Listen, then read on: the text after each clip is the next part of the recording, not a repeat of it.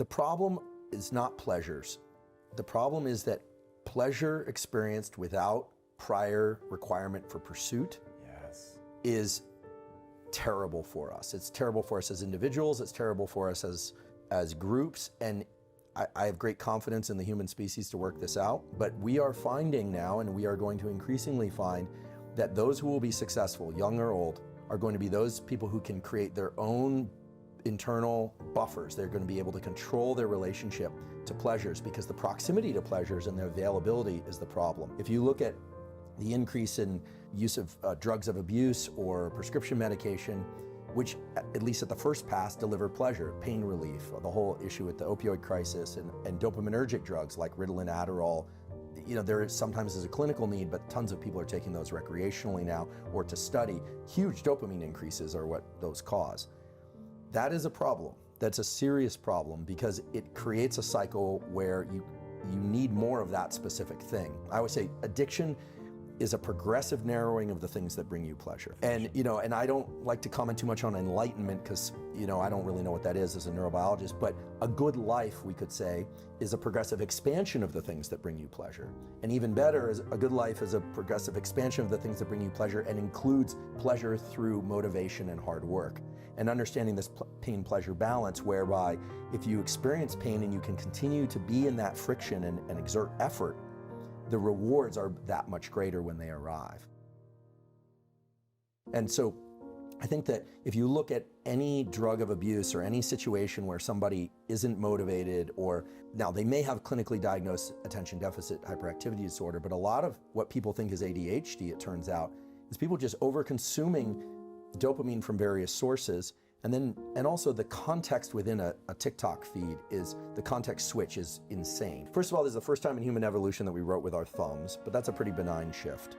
And then the other shift is, normally you walk from one room to another, or from a field into the trees, or from a hut or a house, or whatever it is. But now you can get 10,000 context switches in that 30 minutes of scrolling on Instagram or TikTok. And so it's all about self-regulation. We are going to select for the people that can self-regulate. And so then people say, well, how do you self-regulate? How do kids self-regulate? Well, this is my hope, and one of the reasons I've gotten excited about public education and teaching neuroscience is that this is a place where knowledge of knowledge actually can allow oneself to intervene. When you think, I'm feeling low, I don't feel good, nothing really feels like good. Am I depressed? Maybe, but maybe you've saturated the dopamine circuits. You're now in the pain part of things. What do? Well, you have to stop. You need to replenish dopamine. You need to stop engaging with this behavior, and then your pleasure for it will come back. But you have to constantly control the hinge. It's not just about being back and forth on the seesaw. You have to make sure the hinge doesn't get stuck in pain or in pleasure. I remember this when TED Talks first came out. I was like, this is amazing. These are some, at least some of them are really smart people sharing really cool insights. And then now that there are like a gazillion TED Talks, I remember spending a winter in my office when I was a junior professor, cleaning my office finally, and binging TED Talks in the background, thinking this is a good use of my time. Pretty soon, they all sucked to me. I was like, this isn't good. So what you need to do is stop watching TED Talks for a while, wait, and then they become interesting again. And that's this pain-pleasure balance. And so for people that aren't feeling motivated, the problem is they're not motivated, but they're getting just enough or excess sustenance. So they're getting the little mild hits of it becomes an opioid system. And if you think about the opioid drugs as opposed to dopaminergic drugs make people rabid for everything. Drugs of abuse like cocaine and amphetamine make people incredibly outward directed. Right? They hardly notice anything except what they want more of, more. It's bad, because those drugs trigger so much dopamine release that they become the reward. It's very circular. Only the drug can give that much dopamine. Nothing they could pursue would give them as much dopamine as the drug itself. So there's that, and then there's the kind of opioid-like effects of constantly indulging oneself with social media or with video games or with food or with anything, to the point where it no longer evokes the motivation and craving. And this is really the new evolution of the understanding of dopamine in neuroscience, which is that dopamine itself is not the reward.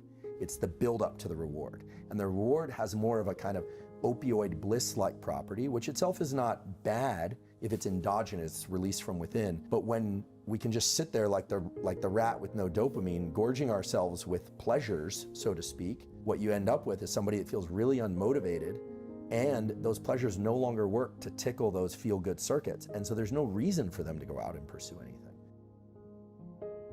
So understanding those cycles is really key. The other thing is the element of pain. I think that understanding that pain and pleasure are in this really dynamic balance can also help us, which in the following way. Any pain that you feel, the longer day, the less sleep, the kind of agony that things aren't working, that power outlet doesn't work, or the internet is slow, whatever it is, the amount of pleasure that you will eventually experience is directly related to how much pain you experience. So we know this from actually what nowadays would be considered quite barbaric and unethical experiments, where they would give people electrical shocks and they would measure their response. And then they'd say, we're going to increase it, we're going to increase it. Eventually they get to the point where a shock that was previously very painful actually evokes a sense of pleasure. Now, you couldn't do these experiments anymore. These are not the experiments I do in my lab. These are older experiments. But for instance, and this has been discussed in scientific research papers, giving somebody like a 10-minute ice bath, for instance, or even a 3-minute ice bath, or a 1-minute ice bath. It's quite painful, but there was a study that showed that after a painful ice bath stimulus, the amount of dopamine release goes up for 2.5 hours to 250% above baseline. And that's not because the ice bath itself evokes dopamine release. A lot of people think, oh, cold water evokes dopamine release. No, pain evokes dopamine release after the pain is over. How do you get motivated? Well, one way to do that is if you are good at subjectively attaching dopamine to the pursuit, just knowing, okay, I really am hungry for this. I'm going to tell myself that, making it 1% of the way is a success, and I'm going to keep going, and I'm going to keep ratcheting on. And that's great if you can do that. But for people that can't do that, understanding this relationship with the pleasure-pain balance can be more powerful. Just understanding the more friction and pain that you experience, the greater the dopamine reward you will get later, and that serves as its own amplifier of the whole process of pursuing more dopamine. And I would say finally, in 2020, we finally as a field got a clear idea of how dopamine is really working. Because before it was all about work, dopamine hit, right? Sex gives you a dopamine hit, the internet gives you a dopamine hit. What we didn't realize is that repeated engagement with these things leads to dopamine depletion, and that the pain and pleasure balance is always at work. You should always expect that after a bunch of pleasure, there's going to be that low, and then that craving. How do I get back to there again? And the key is you have to walk the staircase again. You don't get to just ascend. It's always up, down, up a little bit higher, down, up. That's the function.